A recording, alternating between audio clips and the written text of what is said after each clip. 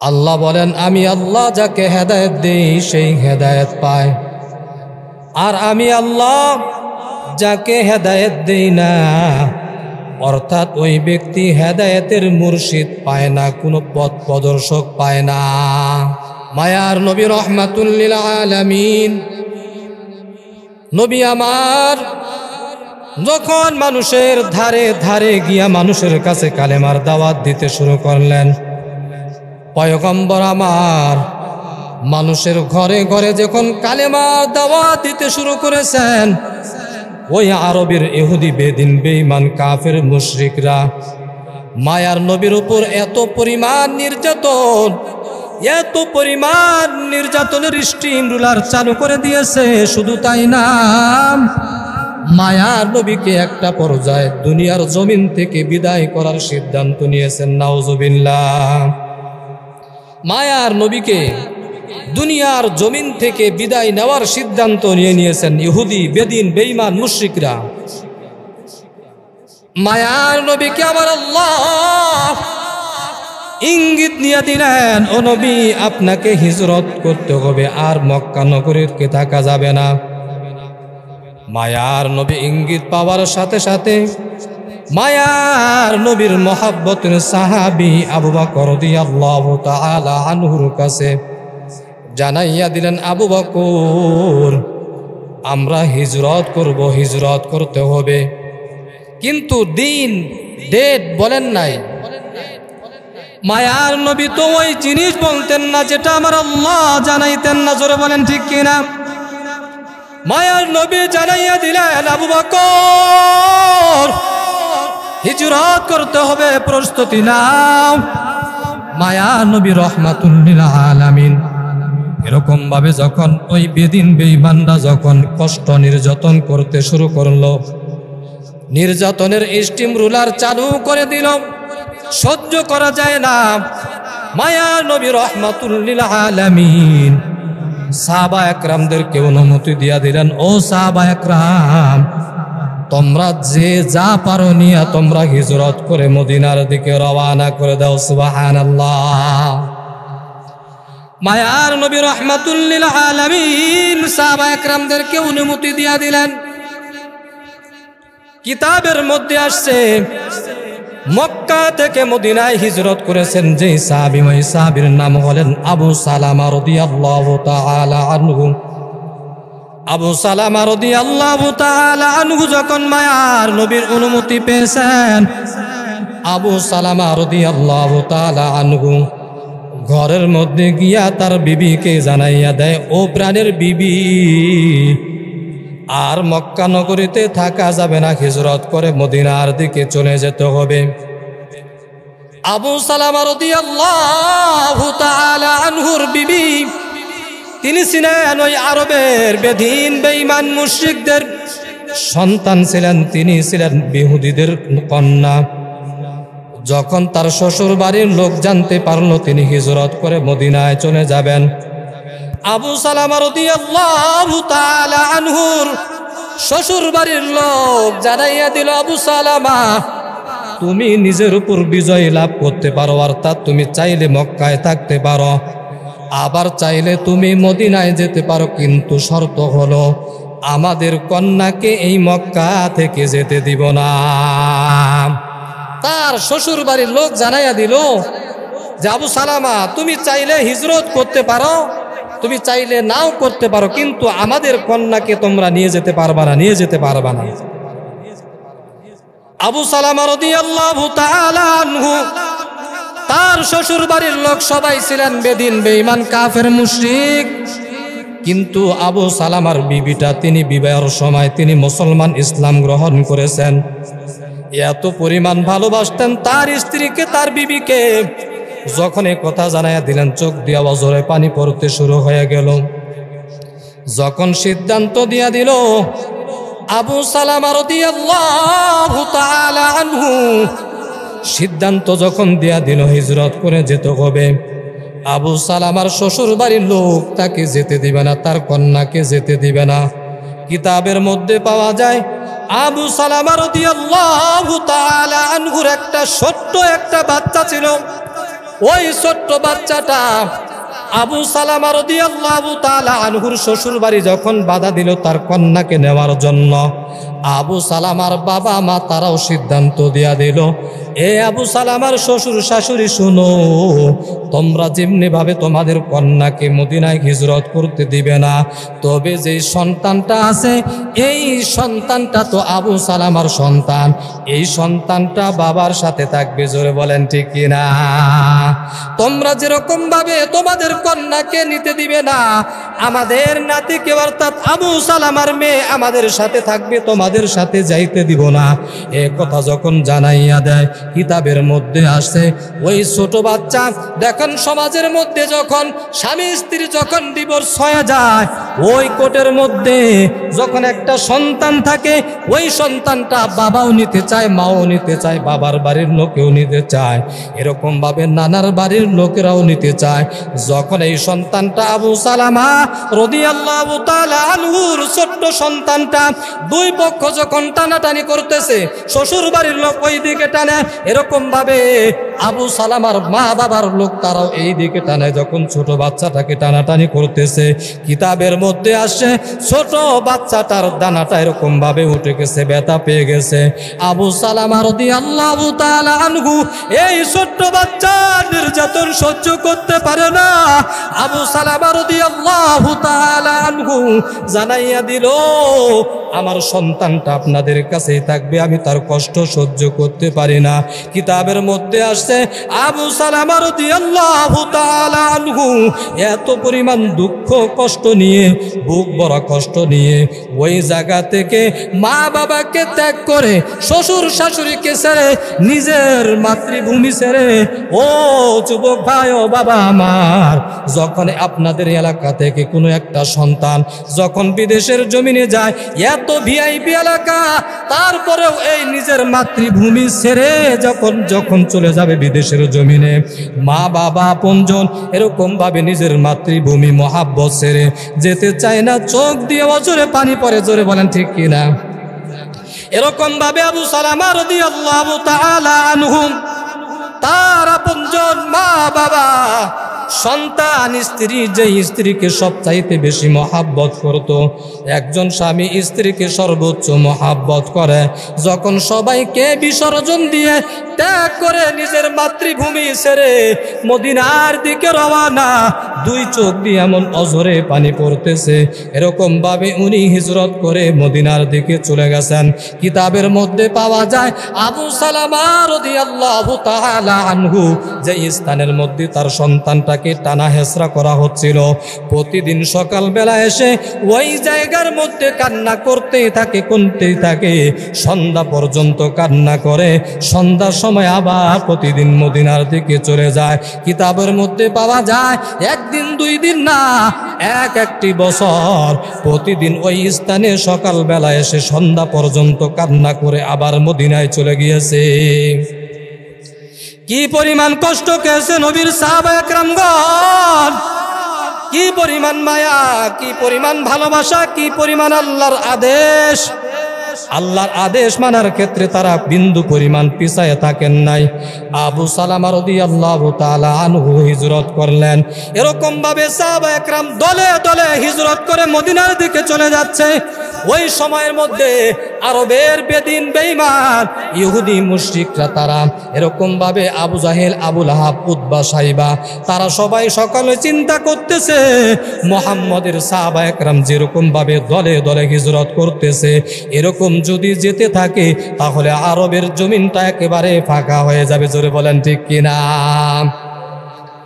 আবু জাহেল, আবু লাহাব, উতবা, সাইবা সিদ্ধান্ত নিয়ে নিল, ওই সময়ের মধ্যে মক্কার সংসদ ছিল, দারুন নাদওয়ার মধ্যে একটা মিটিং ডাকলো, এরকম ভাবে পরামর্শ মিটিং ডেকে ফেলল। আবু জাহেল, উতবা, সাইবা, আবু লাহাব তারা সিদ্ধান্তের মধ্যে বসে গেল।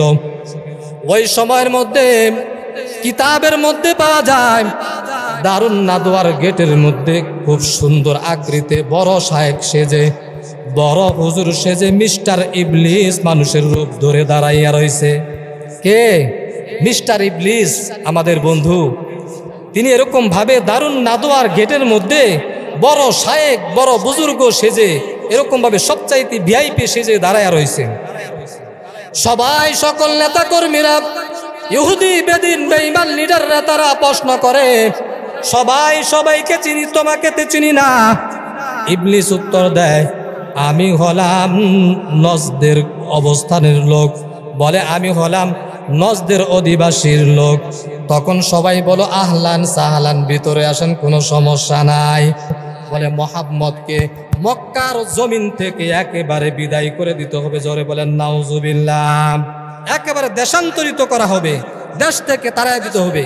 কেউ কিচ্ছু বলে না। মিস্টার ইবলিস একটু খোঁচা মেরে, এই মাথার মোটা, একেবারে সরাই দেওয়া যাবে না। তখন আরেকজন লিডার পরামর্শ দিল, তাহলে মুহাম্মদকে কয়েদি করা হবে, জেলখানায় বন্দি করা হবে।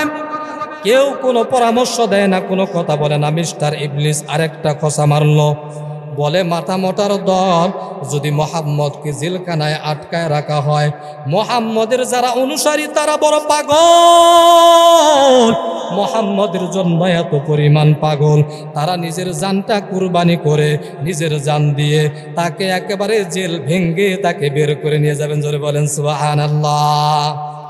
মিস্টার ইবলিস বললেন, এটাও করা যাবে না। সবার শেষে সবার পরামর্শ দেওয়া শেষ, সর্বশেষ আবু জাহাল, আবু জেহেল, যার নাম ছিল আবুল হাকাম। কি নাম? আবুল হাকাম, অর্থাৎ তার নামের অর্থ ছিল জ্ঞানীদের বাবা।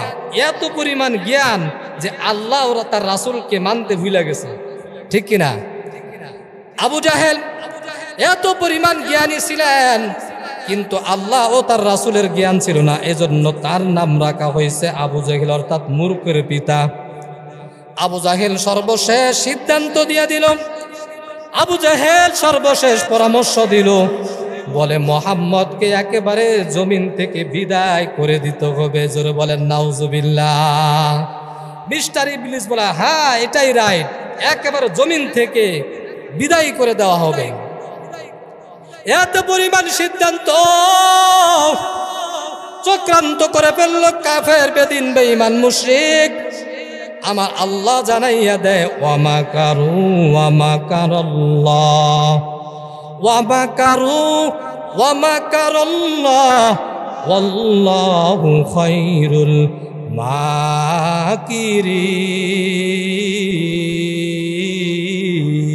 মাকিরিন। এ কালামে জিন্দা কুরআনে হাকিম, হিকমতে উলায়া জালাসতু কাদিম, জামিউল আলবা ফিল কুরআনে হাকিম, তাকাসুরাত আনহু আফহামুর রিজালিন, বখা কুরআন কালামুল্লাহ বশনু, কাদিমাসতি লায়নুর। সবাই চক্রান্ত করে ফেলল, সবার চক্রান্ত করে ফেলল, সবাই চক্রান্ত করে। আর আমার আল্লাহ জ্বালাইয়া দেয়, তোমাদের সবার চক্রান্ত যেখানে শেষ, আমি আল্লাহর পরিকল্পনা ওখান থেকে শুরু। জোরে বলেন সুবহানাল্লাহ। যখন সকল বেদিন বেঈমান মেহুদি মুশরিকরা যখন সিদ্ধান্ত নিয়ে নিল মুহাম্মদকে একেবারে জমিন থেকে বিদায় করে ফেলা হবে, এদিক দিয়া আমার আল্লাহ কোরআনের আয়াত নাজিল করে জানাইয়া দেয়, ও মুহাম্মদ, আপনার হিজরত করার সময় এখন হয়েছে, এখনই হিজরত করতে হবে। সুবহানাল্লাহ। মায়ার নবী রাহমাতুল লিল আলামিন পেরেশানির মধ্যে পড়ে গেলেন, কারণ সিদ্ধান্ত নেওয়ার সাথে সাথে আরবের 19 জন ব্যক্তি 19টা তলোয়ার নিয়ে মুহাম্মদের ঘরটা একেবারে ঘেরাও করে ফেলেছে। মায়ার নবী রাহমাতুল লিল আলামিন বড় পেরেশানির মধ্যে পড়ে গেছে। মায়ার নবী রাহমাতুল লিল আলামিন ঘরের মধ্যে ঢুকে এরকম ভাবে হযরত আলী রাদিয়াল্লাহু তাআলা আনহুকে ডাক দিয়ে বলে, আরে আলী, তুমি আমার বিছানার মধ্যে গিয়া শুয়ে পড়ো, আমার কম্বলটা গায়ে দিয়ে শুয়ে পড়ো। আর আলী রাদিয়াল্লাহু তাআলা আনহুর মধ্যে কম্বলের মধ্যে পেছানো কিছু হাদিয়া বুঝাইয়া দেয়, বলে ও আলী, সকালবেলা এসে তুমি ওই আরবের জমিনে যত মানুষ আমার কাছে আমানত রেখেছিল সবার কাছে ধারে ধারে গিয়া তুমি আমানতগুলো পৌঁছায় দিবা। জোরে বলেন সুবহানাল্লাহ। ওয়া মা আরসালনাকা ইল্লা রাহমাতাল লিল আলামিন। আমার আপনার নবী সকল উম্মতের জন্য রহমত স্বরূপ, সকল মানুষের জন্য রহমত স্বরূপ, বেদিনদের জন্য রহমত স্বরূপ, কাফের ইহুদি বেঈমান মুশরিকদের জন্য রহমত স্বরূপ। আলী রাদিয়াল্লাহু তাআলা আনহু তিনিও জানেন 19 জন ব্যক্তি তলোয়ার নিয়ে এরকম ভাবে মুহাম্মদকে বিদায় করার জন্য ঘেরাও করে ফেলছে। আলী রাদিয়াল্লাহু তাআলা আনহু কিতাবের মধ্যে আসছে বিন্দু পরিমাণ কোনো টেনশন করেন নাই, কোনো চিন্তাও করেন নাই, কোনো কথাও বলেন নাই আলী রাদিয়াল্লাহু তাআলা আনহু। আর আমি আপনি হইলে বলতাম, ও নেতা, আপনি বাইসা যাবেন, পালায়া যাবেন, আমাদেরকে মাইরা যাবেন। জোরে বলেন ঠিক কিনা? আলী রাদিয়াল্লাহু তাআলা আনহু কোনো কথা বলেন নাই। আলী রাদিয়াল্লাহু তাআলা আনহু কিতাবের মধ্যে আসছে এত পরিমাণ চিন্তা মুক্ত হয়ে ঘুম দিয়েছে। আলী রাদিয়াল্লাহু তাআলা আনহু বলে, আমার জিন্দেগিতে আর কোনোদিন এত আরামে ঘুম দেই নাই। সুবহানাল্লাহ। আলী রাদিয়াল্লাহু তাআলা আনহু নিশ্চিন্তায় ঘুমাইছেন। জিবরাইল আমিন এরকম ভাবে মায়ার নবীকে জানাইয়া দিলেন, আর দেরি করবেন না। আমার আল্লাহ এরকম ভাবে কোরআনের আয়াতের মাধ্যমে জানাইয়া দিলেন। মায়ার নবী রাহমাতুল লিল আলামিন বড় পেরেশান, ঘরের বাইরে শত্রুটা দাঁড়াইয়া রয়েছে তলোয়ার নিয়ে। মায়ার নবী বড় পেরেশান। মায়ার নবীকে আল্লাহ পাক রব্বুল আলামিন আয়াতের মাধ্যমে জানাইয়া দিলেন, ও নবী, আপনি ঘর থেকে বের হয়ে যাবেন, ওই কাফের বেদিন বেঈমানদের সামনে আমি একটা পর ফালাইয়া দিব, প্রাচীর করে দিব। জোরে বলেন সুবহানাল্লাহ। আল্লাহ পাক রব্বুল আলামিন বলেন, ওয়াজআলনা মিন বাইনি আইদিহিম সাদ্দান ওয়া মিন খালফিহিম সাদ্দান ফাআগশাইনাহুম ফাহুম লা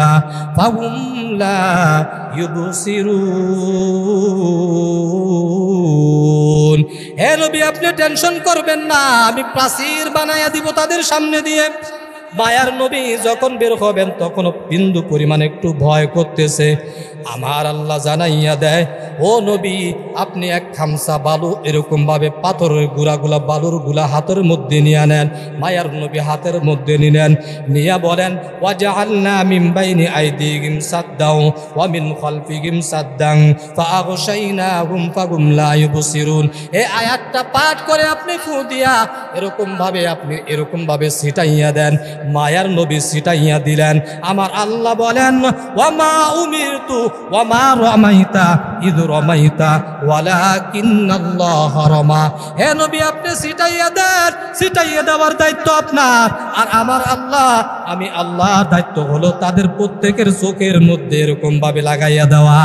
সুবহানাল্লাহ।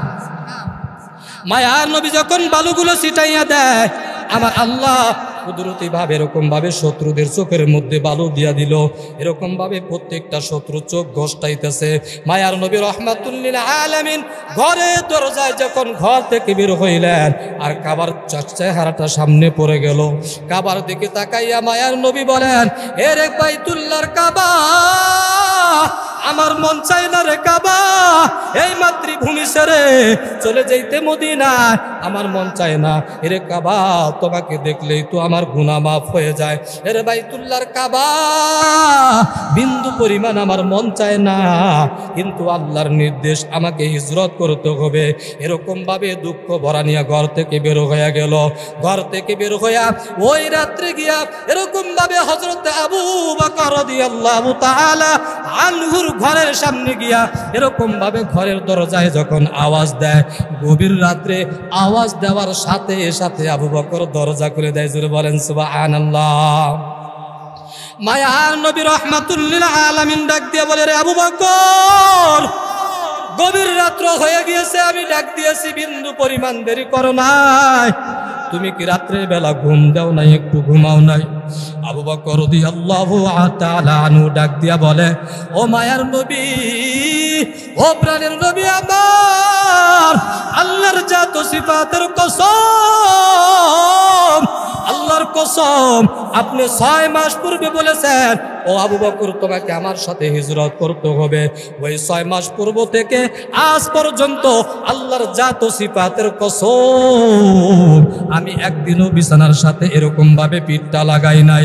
শুধু তাই না ও রাহমাতুল লিল আলামিন, দেখেন আমার একটা উট, যে উটটাকে সওয়ারি করে আপনাকে হিজরত করব, ওই উটটা ওই দিন থেকে আজ পর্যন্ত কোনো ঘুমায় নাই। শুধু তাই না রে নবী, ও আমার প্রাণের নবী, আমার একটা ছোট্ট বাচ্চা আছে আসমা, যেদিন শুনেছে আপনি আমার সাথে হিজরত করবেন, ওই দিন থেকে আসমাও কোনোদিন ঘুমায় নাই। শুধু তাই না, প্রতিদিন এরকম ভাবে নাস্তা বানাইয়া আপনার অপেক্ষায় থাকেন কখন আপনি আসবেন, এরকম ভাবে নাস্তা করে আমার সাথে হিজরত করবেন। জোরে বলেন সুবহানাল্লাহ। আবু বকর রাদিয়াল্লাহু তাআলা আনহুর সাথে হিজরত করবেন, বের হবেন।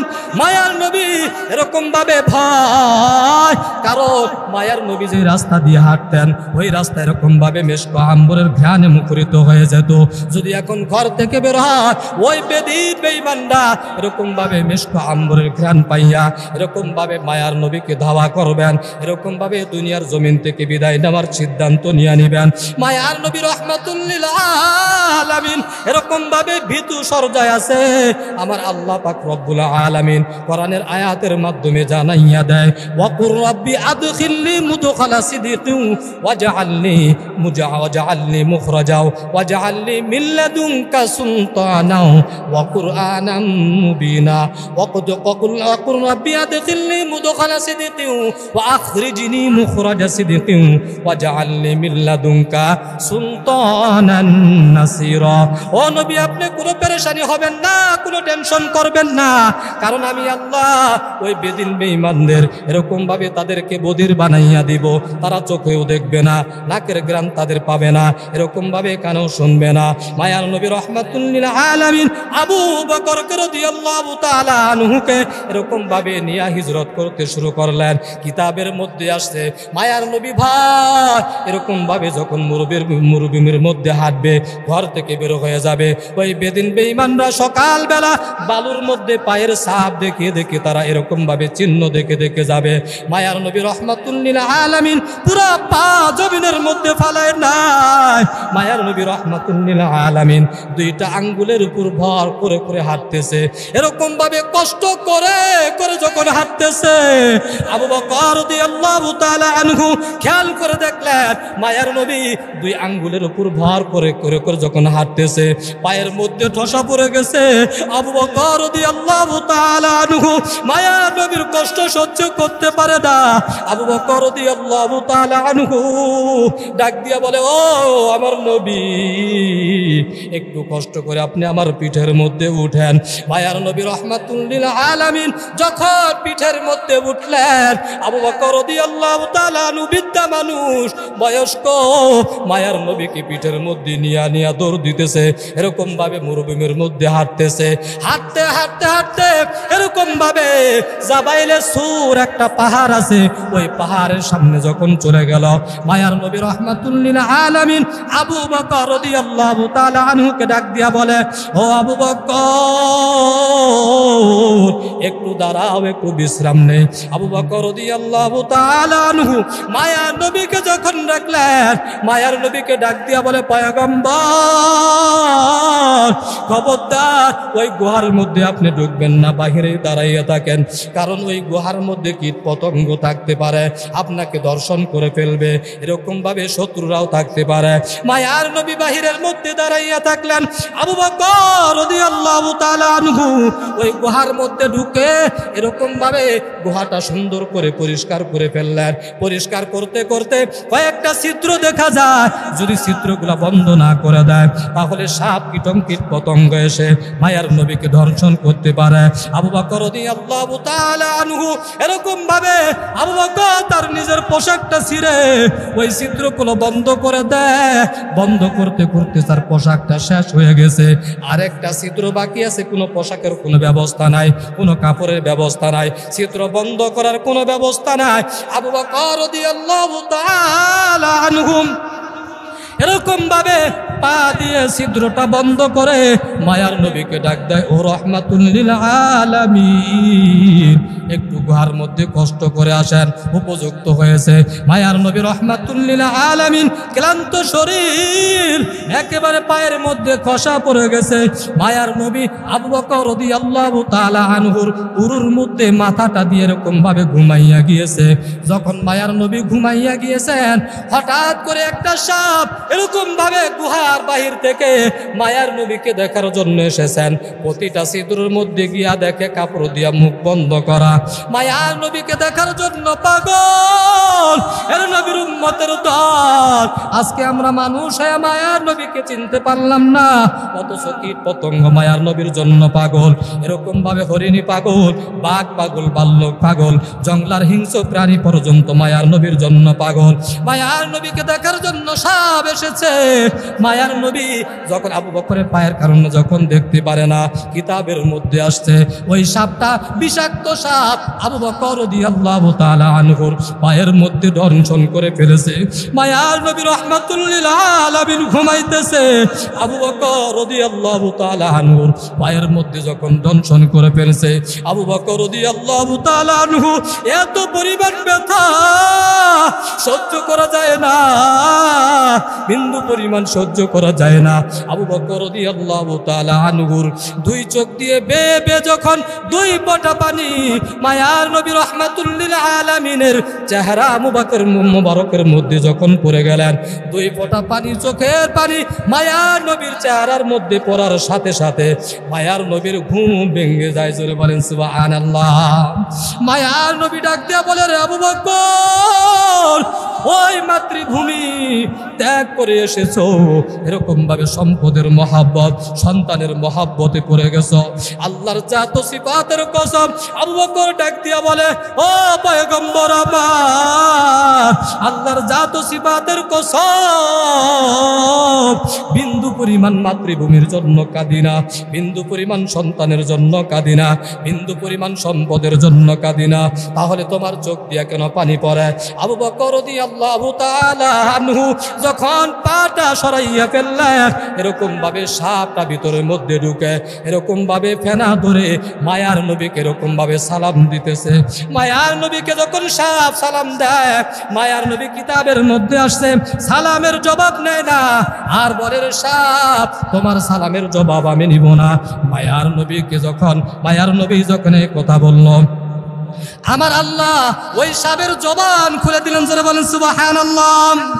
সাপের জবান খুলে গেল।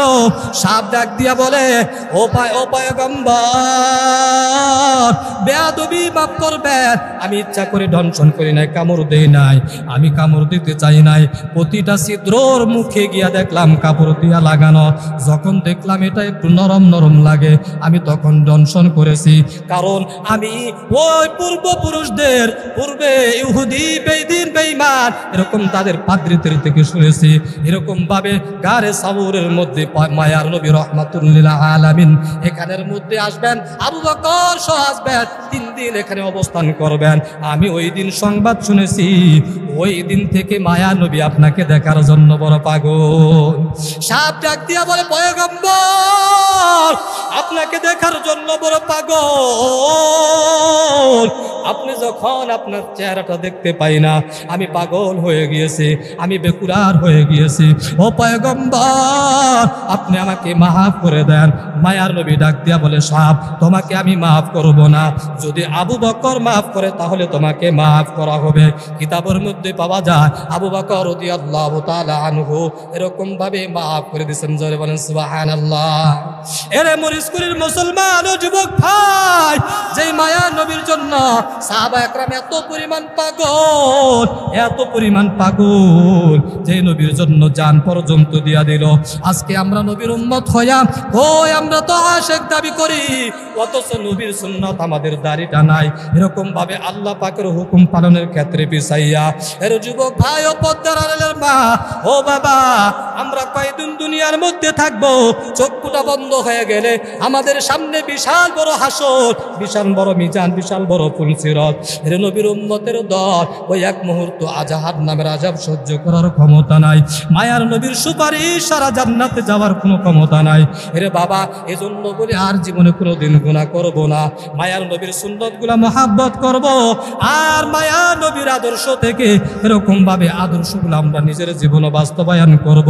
নিজের জীবনে, পারিবারিক জীবনে, সামাজিক জীবনে, রাষ্ট্রিক জীবনে এরকম ভাবে মায়ার নবীর গুলো আদর্শগুলা আমরা পূর্ণাঙ্গ মানার চেষ্টা করব। জোরে বলেন ঠিক কিনা? আজকের আলোচনা বিষয় হিজরতের বিষয়। দেখেন, হিজরত করেছেন মায়ার নবী আল্লাহর আদেশের বাহিরে না ভিতরে? আল্লাহর আদেশের ভিতরে। আল্লাহ যখন আদেশ করেছেন হিজরত করেছেন। বাকি অংশ ইনশাআল্লাহ আগামী জুমায় আলোচনা করার চেষ্টা করব। এখান থেকে শিক্ষণীয় হলো সাহাবা একরাম কি পরিমাণ আল্লাহর আদেশ, আল্লাহ ও তার রাসূলের আদেশ মানার ক্ষেত্রে এরকম ভাবে অ্যাক্টিভ ছিলেন। আমরাও তো মায়ার নবীর উম্মত, আমাদের এরকম অ্যাক্টিভ থাকার দরকার আছে না নাই? জোরে বলেন, আছে।